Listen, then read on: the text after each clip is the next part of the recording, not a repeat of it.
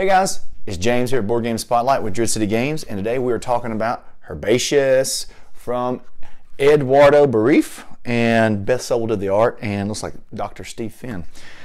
This is a fantastic, awesome game. It checks a lot of boxes for me personally, and style's going to be a little different for me. I don't normally do reviews, but this game is so good, I don't really have anything negative to say about it, so I don't mind kind of giving you my opinion on it.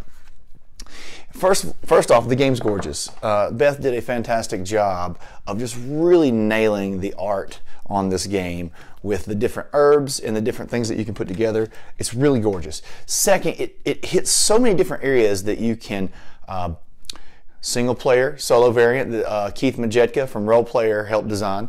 Then you've got a fantastic 2 to 4 player, and it plays really well at each level. It's simple and streamlined, so it's not very complicated. You can have people up and playing in 2 to 3 minutes. It just is, it's appealing, and the art helps just draw people in and they want to play it. All right, let's go to the table and check out a few rounds so you guys can see if this is something you want to add to your collection. Okay, so one of the things I want to do is I kind of wanted to show you how the game works and give you a couple of rounds of play, show you how simple it is. So let's just dive right in. So the 4 things that you're trying to put together are pairs. These are 3 cards, however you want to put it in. There's some special cards that have numbers of 1, 2, and 3. I'll show you as those come up. This are identical and then all different. So those are the 4 types of pairings that you're trying to make to score the most points. So on your turn, I've got to set it for a 2-player game. You'll draw a card, you'll take a look. You'll decide, is this going to go into the community garden or my private garden? So whichever one you choose, the next card is going to go in the opposite, whether you need it or not. So let's just pretend I want this in my private garden, so the next comes out the community. That's it, okay? So the player 2 would draw, say, oh, I want rosemary, and now tarragon. Now I've got 2 of the same card out in the community. So at this point, I could pot a plant. This is when you have to pot before you draw. So this is the push your luck part, like, do I want to just take 1 pair or 2 of the same kind and pot those and get those points? Probably not. So let's go. Ooh, tarragon. Well, I don't want to put this out here in the community garden. That would be really, really attractive to the player. So I'm going to put it in my private garden. And then thyme. So this is the special card, a 3. So these can only go here. And if you can get the 1, 2, and the 3, you earn the herb biscuit. It's worth 5 points. But no matter what, you're going to get to count if you put these special cards in the special herb bonus jar. Okay, so I'll work on that a little bit more. All right, so player 2 is not ready to go yet. Same thing. They want to keep rosemary in their private garden because that's looking good for them. And deal's going to go in the middle. All right, so at this point, because I have this tarragon here and the 2 tarragon out there, I'm going to go ahead, for the sake of showing you guys how this works, I'm going to pot. So I'm going to pot these 3 tarragon of identical type, and they're going to go here.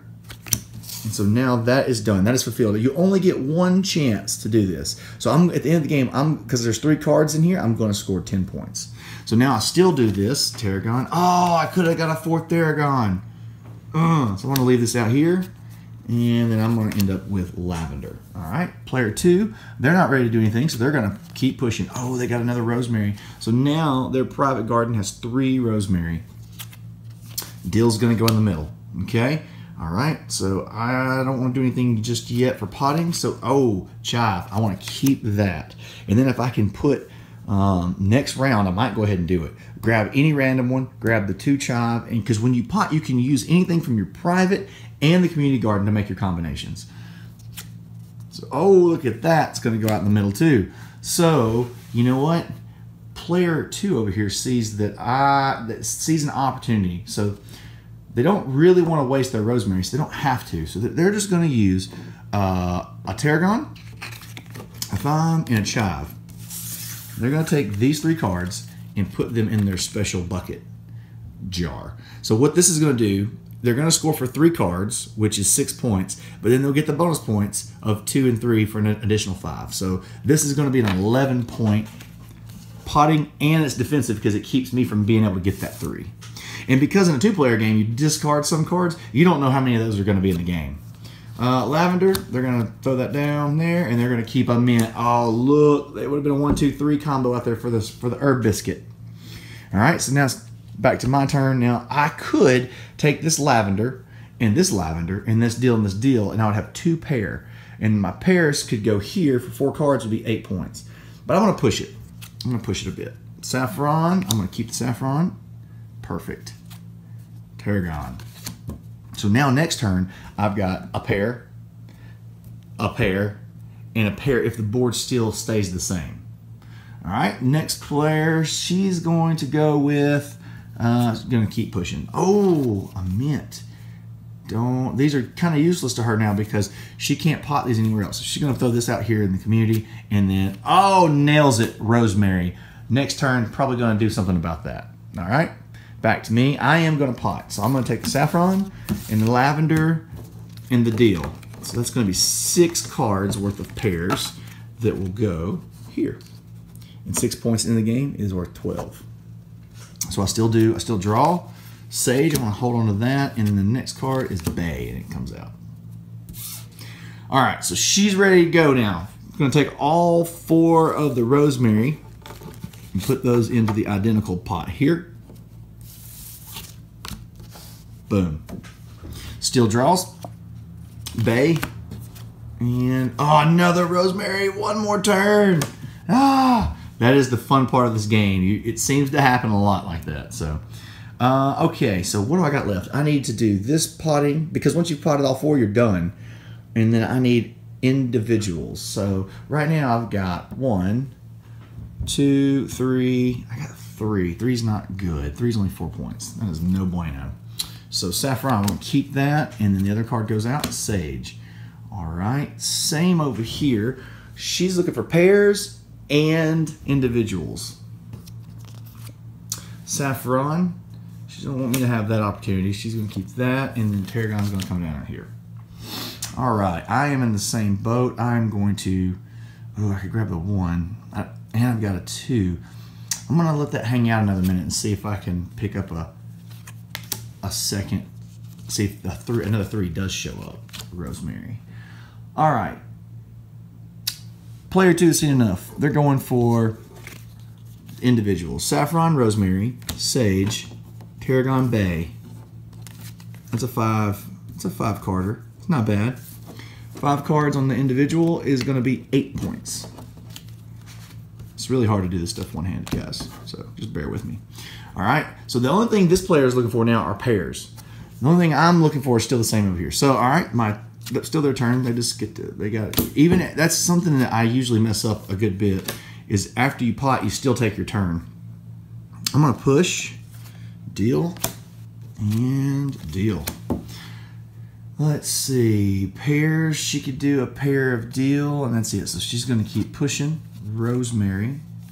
No rosemary on the board. Saffron. All right.